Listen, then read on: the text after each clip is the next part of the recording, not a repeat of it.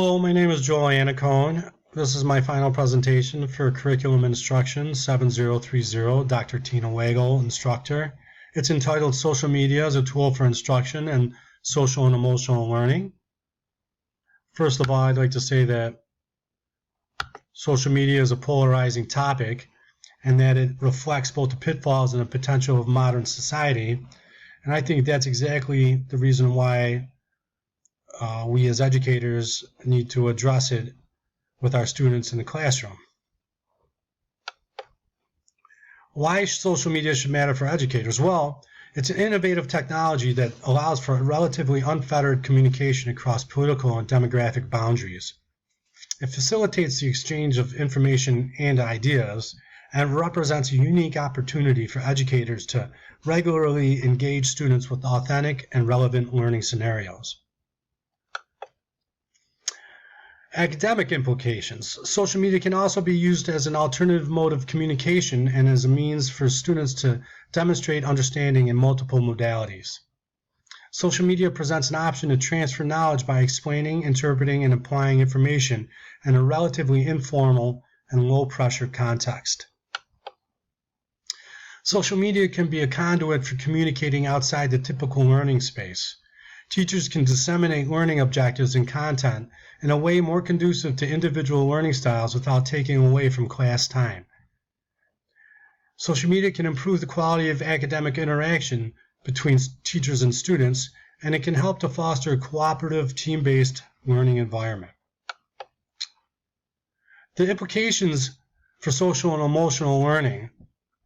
The development of adaptive problem-solving, emotional regulation, social relationship skills, and pro-social behavior occurs primarily in four settings: classrooms, schools, families, caregivers, and communities. And I would like to see this extended to the social media space.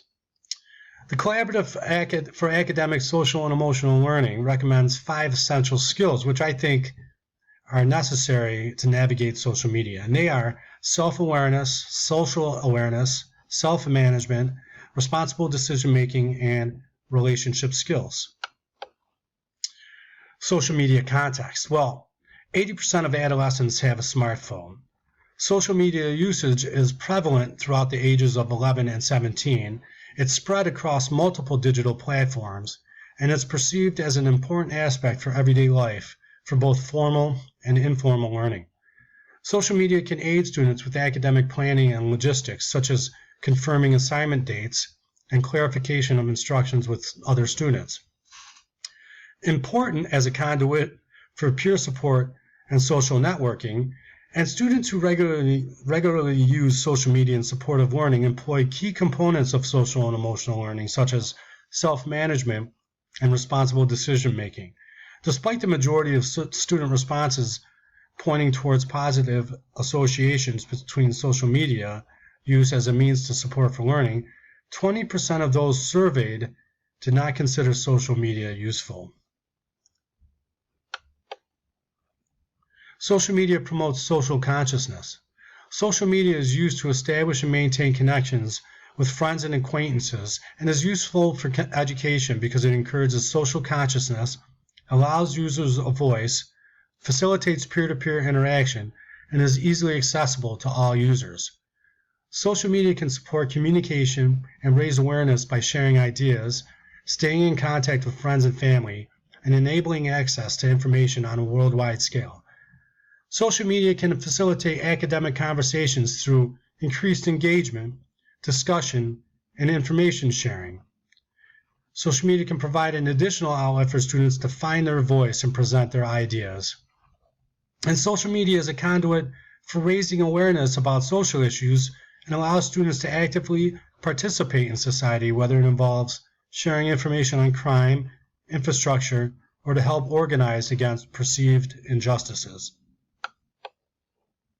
Challenges for educators. Well, what can educators do to prepare students to use social media, not just in support of existing curricula, but to enhance their social and emotional learning, while also helping to foster a safe and equitable learning environment? Well, first, we need to address the adverse impact of social media on adolescent mental health, the dissemination of disinformation, which is rampant throughout social media, as well as rumors and fake news, and issues with privacy, digital ownership, and commercialism.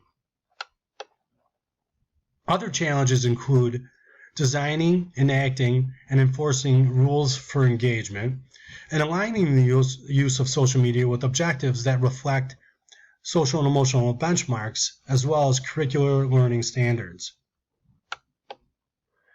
Areas of concern with using social media for classroom instruction include the level of individual teacher training, experience, and literacy with social media. Students may not have access to social media or the internet outside of the classroom.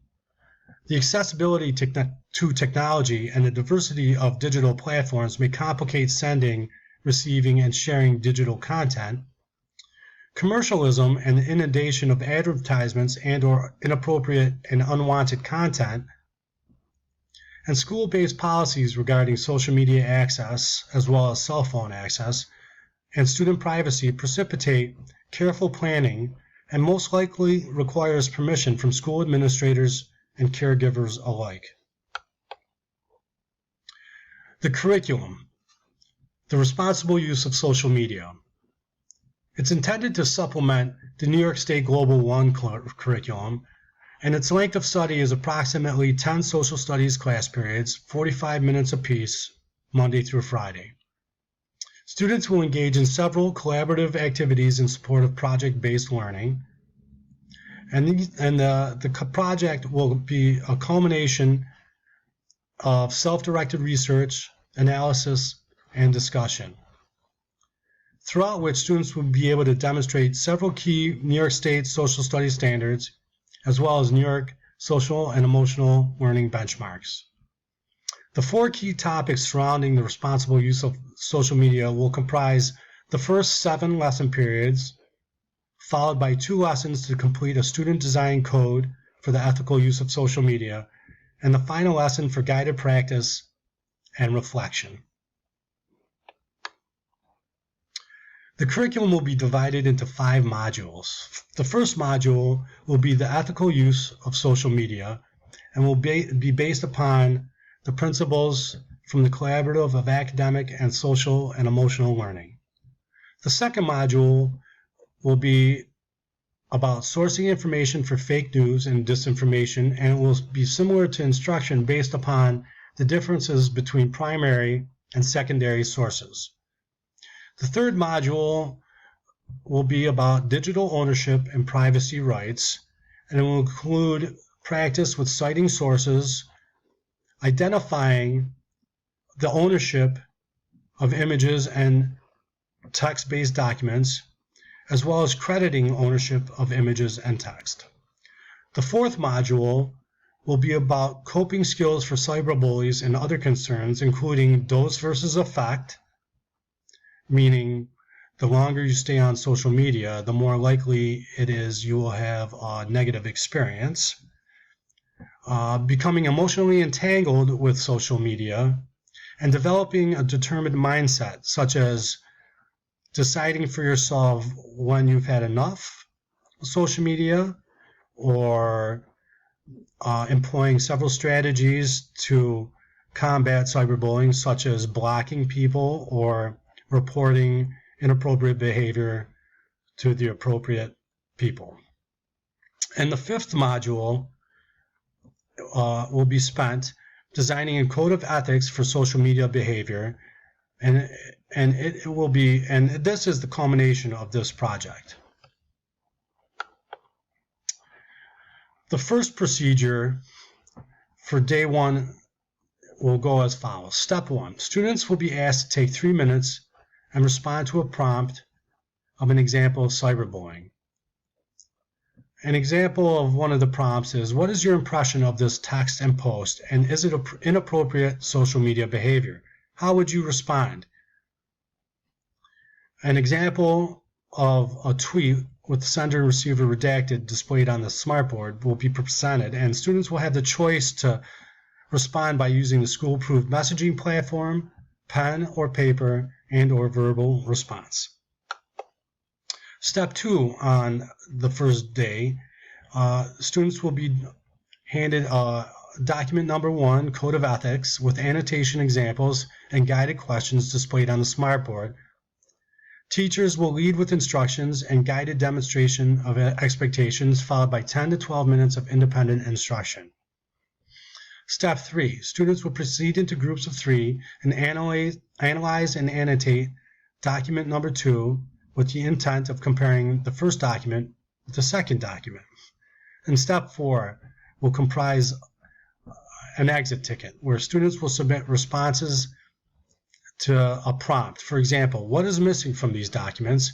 Are these guidelines realistic for social media? In conclusion, regardless of its potential or its drawbacks, social media continues to play an increased role in the lives of adolescents, yet there has been a limited response from an educational standpoint, which I believe it's up to us to address this in our classrooms. Also, social media can be an effective tool for learning when users feel safe and are able to draw upon both positive experiences and their intrinsic coping skills, which, as a result of this curriculum, students will have a better handle on some of the strategies they would need to navigate social media for academic use. And here are my references, and I would like to thank you very much. Thank you.